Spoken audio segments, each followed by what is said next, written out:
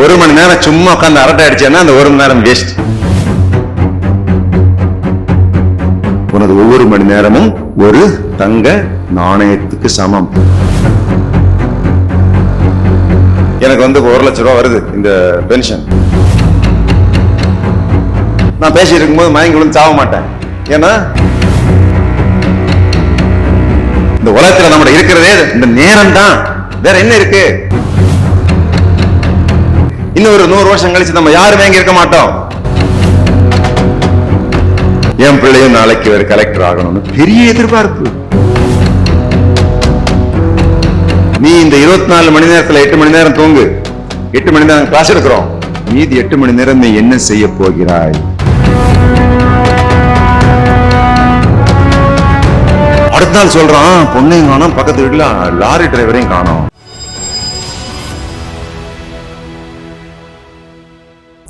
அதுதான் அந்த ஸ்டாய்க். 1 மணி நேரம் நான் நூல் வாசிச்சிருக்கேன்னா அந்த 1 மணி நேரம் தங்க நாணயத்தை நான் பயன்படுத்தி கொண்டேன்னு அர்த்தம்.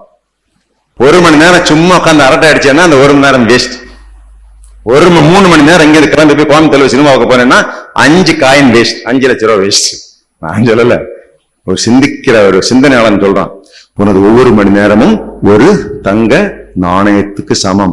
அந்த தங்க நாணயத்தை நீ அந்த 1 மணி நேரத்தை ஆற்றலாக பயன்படுத்தி கொண்டால் உடல் வலிமை உள்ள மாற்றிக்கொண்டு. காலைல நான் 1 மணி நேரம் ஓடினேன்.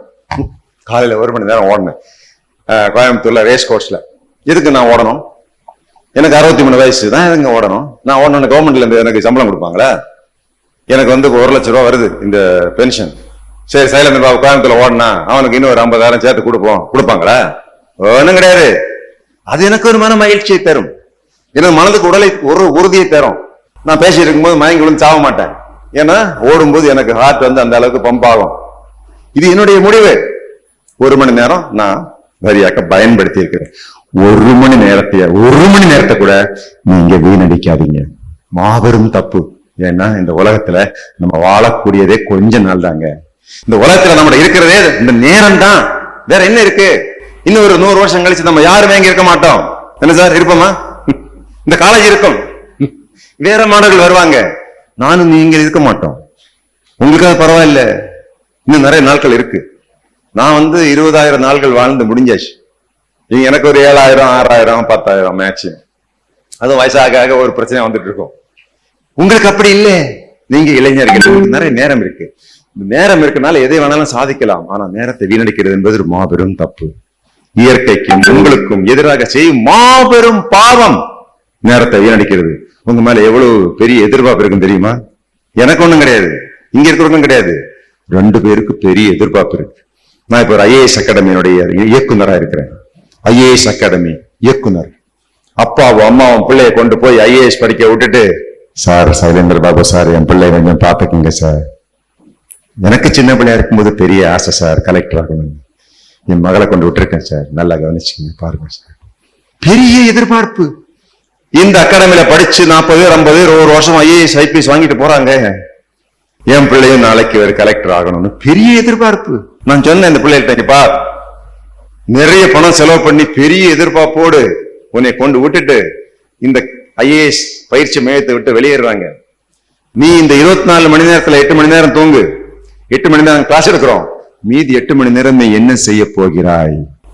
அங்க போய் புக்கை திறந்து என்னதான் பிரச்சனைன்னு நீங்க பார்க்காம சும்மா கொரியன் டிராமாவும் பார்த்துட்டு சினிமாவும் பார்த்துட்டு அரட்டை அடிச்சுட்டு இருந்தேன்னா, உன் மீது நம்பிக்கை வைத்த 2 நபர்கள் இருக்காங்க பாருங்க, தாப்பனார் தாயார், அவர்களுக்கு செய்யக்கூடிய மிகப்பெரிய துரோகம். அதுதான் பெரிய துரோகம், பெரிய எதிர்பார்ப்பு. நந்தி ஒன்னும் கவலை இல்லாம இருந்தேன்னா. சோ மாணவர்களே, இந்த கல்லூரி என்பது மிகப்பெரிய ஒரு வாய்ப்பு. பல விதமான வேலைகளுக்கு நீங்க போக முடியும். இந்த கல்லூரியில உங்களுக்கு நிறைய சுதந்திரமும் இருக்கு. நீங்க என்ன வேணாலும் செய்யலாம், யாரும் ஒண்ணு தடுக்க முடியாது. அதுதான் பெரிய சுதந்திரம். சுதந்திர நாட்டில் இருக்கிறீங்க. முதல்ல சொன்ன, என்ன வேணாலும் போடலாம், என்ன வேணாலும் படிக்கல, யார வேணாலும் பேசலாம், போகலாம். அன்னைக்கு கூட ஒரு கல்லூரிக்கு போயிருந்த ஒரு மருத்துவக் கல்லூரி பேராசிரியர், சார் என்ன தெரியல சார். தெரியுமா? என்ன தெரியாம இருக்குமா? சின்ன பொண்ணுங்க, ஸ்கூல்ல படிக்குது. அவங்க அப்பா போன் பண்ணாரு, சார் சைலேந்திர பாபு, என் காலேஜ் ஜூனியர், பொண்ணை காணண்டா, பொண்ணு காணோம். பொண்ணை காணோம்னா காணோண்டா. போலீஸ் கம்ப்ளைண்ட் பண்ணியா? பண்ணல. எவ்வளவு நாள் ஆச்சு? 4 நாள் ஆச்சு. அடுத்த நாள் சொல்றான், பொண்ணையும் காணோம், பக்கத்து வீட்டுல லாரி டிரைவரையும் காணோம். பொண்ணையும் காணும், பக்கத்து வீட்டு லாரி டிரைவரையும் காணோம்னா என்ன ஆச்சுன்னு கண்டுபிடிக்கிறது ஹார்வர்ட்ல போய் PhD படிக்கணுமா? உடனே போலீஸ் அனுப்பிச்சு பார்த்தா அப்படியே பஸ் ஏறி ட்ரெயின் ஏறி ராஜஸ்தான் போயிருக்காங்க. அவன் ஏற்கனவே 3 கல்யாணம் பண்ணியிருக்கான். 18 வயசு பொண்ணு. போலீஸ் பொண்ணு அங்கிருந்து கிளம்பி ட்ரெயின் பிடிச்சு அப்படியே மும்பை, அங்கிருந்து நேரா காலிக்கட்ல பிடிச்சிட்டோம். சட்டத்தின்படி 15 வயசு பொண்ணு கல்யாணம் எல்லாம் பண்ண முடியாது. அந்த பிள்ளையை மீட்டு கொண்டு வந்து 11ஆம் கிளாஸ் படிக்க வச்சு மருத்துவக் கல்லூரி சேர்ந்து இன்னைக்கு மருத்துவ பேராசிரியர். எனக்கு எவ்வளவு சந்தோஷமா இருக்கு. எனக்கு அவளுக்கு தான் தெரியும் என்ன நடந்திருக்கு. வாழ்க்கை மாறியாச்சு. சின்ன வயதுல சில தவறுகள் செய்வது சகஜம், இயல்பு. மனசு மாறணும். எனவே இன்றைக்கு நீங்க தெரிந்து கொள்ள வேண்டியது, நீங்கள் எது வேணாலும் செய்யலாம், அந்த சுதந்திரம் இருக்கு. ஆனால் ஒன்று சுதந்திரம் மட்டும் கிடையாதுங்க. நீங்க என்ன செய்யறீங்களோ அதனுடைய விளைவை நீங்கள் தெரிவு செய்ய முடியாது. தமிழ் படித்தால் தமிழ் வரும், ஆங்கிலம் படித்தால் ஆங்கிலம் வரும், ஆர்டிபிஷியல் இன்டெலிஜென்ஸ் படிச்சா ஆர்டிபிஷியல் தான் வரும், சினிமா பார்த்தா அதுதான் வரும். சினிமா பார்க்கறதுல உங்களுக்கு எந்த விதமான நன்மையும் ஏற்படாது. நாலு நண்பர்களோட சேர்ந்து போய் நீ பீர் அடிக்க போனா அதனுடைய விளைவையும் சந்திக்க வேண்டும். பண செலவாகும், உடம்பு கெட்டு போகும், படிக்க முடியாது. எல்லாருக்கும் வேலை கிடைக்கும், உனக்கு கிடைக்காது. தேர்வு நேரத்துல போய் படிக்காம நீ தேர்வுல போனால் ஃபெயிலியர் ஆயிடுவீங்க. இப்ப எல்லாம் பெரிய வருத்தம் மக்களுக்கு. நிறைய இடங்கள்ல மாணவர்கள் தப்பா போறாங்க. போதைப் பொருட்கள். நான் காவல்துறை தலைவராக இருக்கும்போது பெரிய திட்டமே கொண்டு வந்தேன், போதை ஒழிப்பு. அது ஒரு கஞ்சா வேட்டை 1, 2, 3 நடத்தினோம். மிகப்பெரிய 2500 கஞ்சா வியாபாரிகளுடைய சொத்து பறிமுதல் பண்ணோம். பெரிய அளவுல ஒரு போரை நடத்தினோம். இன்னும் இருக்குன்னு சொல்றாங்க. மாணவர்களை நான் சுருக்கமா சொல்றேன், நீ செய்யக்கூடிய எந்த செயலாக இருந்தாலும், நீ செய்யக்கூடிய செயல் உங்க அம்மா திடீர்னு பார்த்துட்டான்னா அவ எப்படி உணர்வாள், ஃபீல் பண்ணுவாங்க. நான் பண்ணும் செயல் எங்க அம்மா பார்த்தா சந்தோஷப்படுவா சார் அப்படின்னா செஞ்சிருங்க. நான் கஞ்சா அடிச்சிட்டு இருக்கிறது எங்க அம்மா பார்த்தானா, எனது அருமைய மகனே இப்படி அருமையா அடிக்கிறீடா கஞ்சா, நல்ல அடிடா, உங்க தாத்தாவும் அடிச்சாடுறா, எனக்கு எவ்வளவு பெருமையா இருக்கு தெரியுமா அப்படின்னு சொல்றதா இருந்தா நீ அடி. இல்ல உன்னை பார்த்தா மயக்கம் போட்டு விழுந்துருவா, பதறிடுவா, அடா பாவி இதுக்காடா கொண்டு காலேஜில் போய் 1 லட்சம் ரூபாய் கட்டின அப்படின்னு விளக்கமா தேர்த்துவான். அடிச்சான்னு வச்சுக்க, அப்படி நட செய்வா, அப்படி செய்வான்னு நினைச்சேன்னா கண்டிப்பா செய்யாத. அதுக்கு பேரு அம்மா டெஸ்ட், மாமா டெஸ்ட். நீங்க செய்யும் எந்த செயலும் உங்கள் தாயார் பார்ப்பதாக இருந்தால், விரும்புவாள் என்றால் செய்யுங்க, போல்டா பண்ணுங்க, ஒரு தப்பு நடக்காது. இல்ல பதறிடுவா, நொந்துருவா, வெந்துருவா, ரொம்ப வருந்து அழுதுருவா.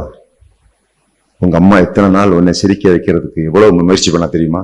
போன வாரம் தான் விமானத்துல வந்துட்டு இருக்கோம், சின்ன குழந்தை, அதை சிரிக்க வைக்கிறதுக்கு அம்மா எவ்வளவோ முயற்சி பண்றாரு, கரைஞ்சிட்டே இருக்குது, அழுதுட்டே இருக்குது. அந்த குழந்தைய சிரிப்பாட்டுறதுக்கு அவ கூட்டி கரணம் போடுறா. உன்னை மகிழ் வைக்கிறதுக்கு நீ விரும்புற சாப்பாடு, நீ விரும்புற துணி, நீ நினைக்கிறதெல்லாம் வாங்கி கொடுத்து நீ சிரிக்கணும், சந்தோஷமா இருக்கணும் அப்படின்னு எத்தனை முயற்சி பண்ணிருப்பாங்க அம்மா. நான் ஒரே கேள்விதான் கேட்கிறேன், இன்னைக்காவது உங்க அம்மா சிரிக்கிற மாதிரி நீ ஏதாவது சந்தோஷப்படுற மாதிரி ஏதாவது ஒரு செயல் இது வரைக்கும் செஞ்சிருக்கிறியா? அப்படி செய்யலைன்னா கவலை இல்லைங்க, ஒரு சின்ன வழிமுறை சொல்லி கொடுக்குறேன். இந்த செமஸ்டர் யூனிவர்சிட்டி தேர்வுல கொஞ்சம் முயற்சி பண்ணி ஒரு முதல் மார்க் எடுத்துட்டு போய் உங்க அம்மா பக்கத்துல போய், look at this mom, this is university first rank, you know, உன் பொண்ணுதான் யூனிவர்சிட்டியில முதல் மார்க் வாங்கியிருக்காமா, சும்மா சொல்லிப்பாரு. ஒரு முறை போய் உங்க அப்பாட்ட போய், டேய் come here dad, I have secured the first rank in the university, சும்மா சொல்லிப்பாரு.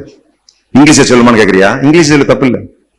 உங்க அம்மா சொல்லுவா, பையனுக்கு என்னமோ ஆகி போச்சுமா, ஏங்க பையன் என்னமோ இங்கிலீஷ்ல எல்லாம் பேசுறான். அவர் சொல்லுவார், உடனே ஜாதகத்தை எடுத்துட்டு வா போய் பார்ப்போம். அங்க சொல்லுவான், ஜாதகத்துல பையன் மாறிட்டான். 6 மாசத்துக்கு முன்னாடி சொன்னேன்ல, 6 மாசம் கழிச்சு உன் பையன் ஒரே கலர் சட்டை ஒரே கலர் பேண்ட் போட்ட ஒரு ஆளை பார்ப்பான். அந்த ஆள் தமிழ்நாட்டுக்கு வடக்கே தான் வருவாரு, ரோட்ல வரமாட்டாரு, விமானம் தான் வருவான். அதுக்கு பிறகு வாழ்க்கை மாறிடும் அப்படின்னு ஜோசியர் சொல்லுவார். அப்பதான் பரவாயில்ல, இங்கிலீஷ்ல பேசுறதை பத்தி கவலை இல்ல, மனநல மருத்துவத்தை போகண்டாம், இது சாதாரண பிரச்சனை தான். சோ நீங்க உங்க வாழ்க்கையை மாற்ற வேண்டும். மாபெரும் தமிழ் கணவனுடைய நோக்கமே ஒரு தமிழ் மாணவன் தமிழ்நாட்டினுடைய வரலாறு, தமிழ்நாட்டினுடைய பெருமை, தமிழ் மொழியினுடைய பெருமை, தமிழன் என்ற ஒரு இனம் உண்டு, அவர்கோர் தனியாய் அவர்கோர் குணம் உண்டு, அமுதம் அவனது மொழியாகும், அன்பு அவனது வழியாகும் அப்படின்னு கனவு கண்டாரு. அதெல்லாம் உண்மையா? அதையும் யோசிச்சு பார்க்கணும்.